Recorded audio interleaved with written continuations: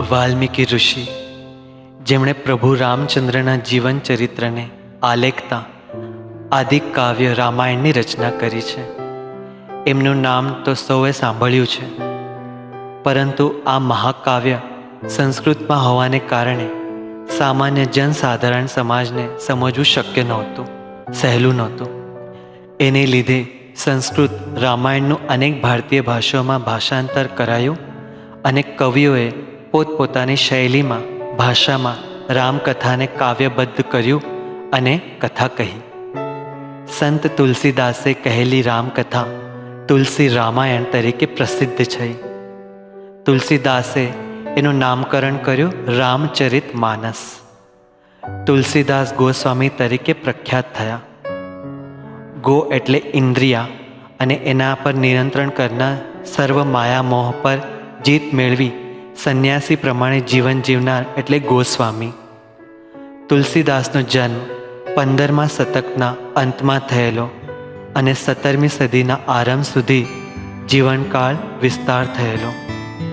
જો કે એમના જન્મસ્થાન અને સમય બાબત અનેક મતાંતર પ્રચલિત છે. ઉત્તર પ્રદેશના રાજાપુરના વાસી આત્મારામ દુબે અને તુલસીબાઈ દંપતી હનુમાનના પરમ ભક્ત હતા. હનુમાનજીની અત્યંત ભક્તિ કર્યા પછી એમને એક પુત્ર જન્મ્યો. એમ કહેવાય છે કે આ બાળકને જન્મ લેવાની સાથે રડવાની સ્થાને રામ રામ એમ બોલવાની શરૂઆત કરી હતી. એટલે જ તુલસીદાસનું નામ રામ બોલા એમ પણ પડ્યું હતું. તુલસીદાસના જન્મના થોડા જ સમયમાં એની માતાનું મૃત્યુ થયું, એટલે પિતાએ તેનો ત્યાગ કર્યો. કેટલાક વર્ષો સુધી તેની દાદીએ એને સંભાળ્યો, મોટો કર્યો.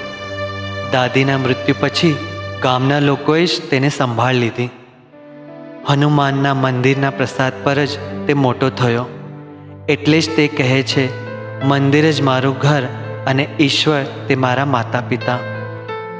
નરહરિદાસ નામક એક ગૃહસ્થ પ્રસિદ્ધ વિદ્વાન અભ્યાસુ કીર્તનકાર હતા.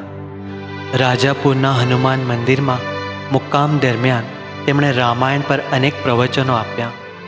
તુલસીદાસને એ પ્રવચનો ખૂબ પસંદ પડ્યા અને અત્યંત ભક્તિભાવથી તે શ્રવણ કરતો. શાંત દ્રષ્ટિ, સુદળ અને સુડોળ દેહ, ભવ્ય લલાટ અને તેજસ્વી ચહેરો ધરાવતા તુલસીને નરહરિદાસે પૂછ્યું, મારો શિષ્ય થશે? આનંદ વિભોર તુલસી નરહરિના ચરણોમાં પડી ગયા. ગુરુની પાસેથી સંસ્કૃત અને પ્રાકૃત ભાષા, વેદ, ઉપનિષદ, પુરાણ અને દર્શન આદિ અનેક વિષય પર જ્ઞાન સંપાદન કર્યું. 14 વર્ષ પર્યંત કેવળ રામાયણ પર પ્રવચન અને રાતવેળાએ ભજન કીર્તન જ ન કર્યા, સાથે સાથે સ્વયં સ્વતંત્રપણે સર્જન પણ કરતા રહ્યા. શિક્ષણ પૂરું થતાં સ્વયં નરહરિજીએ દીનબંધુ પાઠક નામક એક સદગૃહસ્થની સુશીલ, સુંદર રત્નાવલી નામક કન્યા સાથે એમના વિવાહ કરાવ્યા. રત્નાવલી અત્યંત સુંદર સ્ત્રી હતી અને તુલસીદાસ એની સુંદરતા પર અત્યંત મોહિત, મંત્રમુગ્ધ હતા.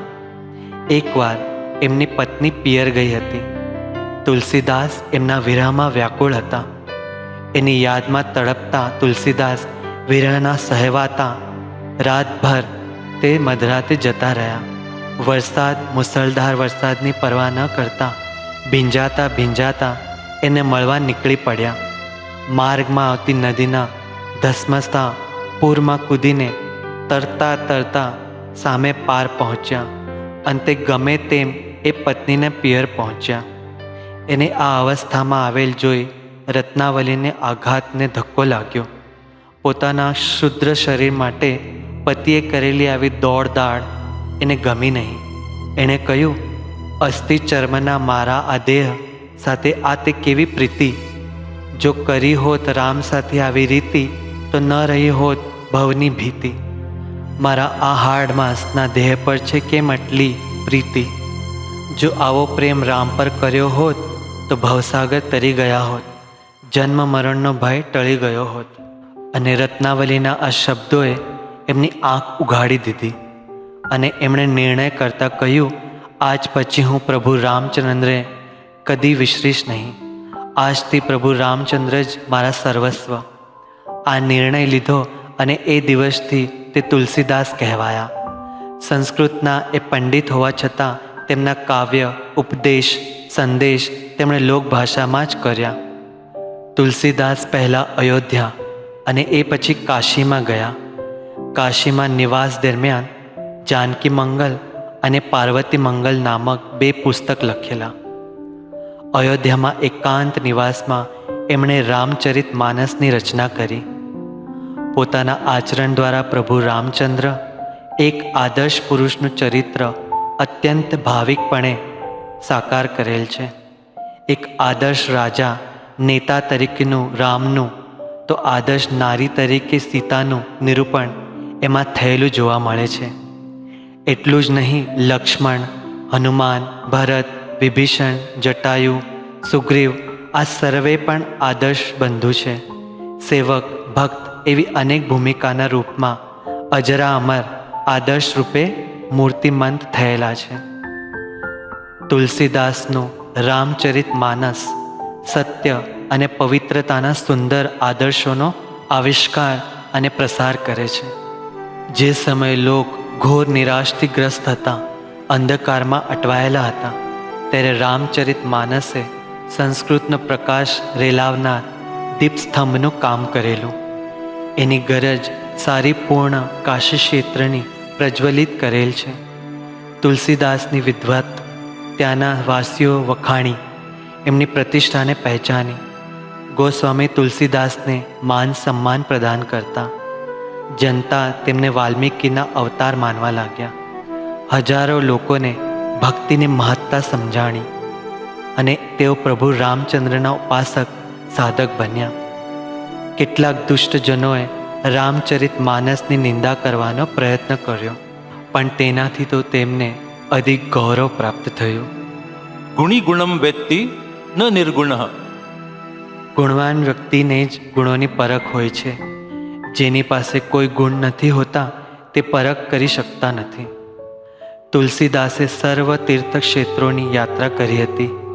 જીવનનો અંતિમ કાળ તેમણે કાશી ક્ષેત્રમાં વિતાવેલા, જ્યાં 1623માં અશી નદીના ઘાટ પર એમણે અંતિમ શ્વાસ લીધેલા. બોધ: પ્રત્યેક માનવમાં ઈશ્વરી અંશ આવાસ છે, એટલે સદા પરોપકાર કરવો.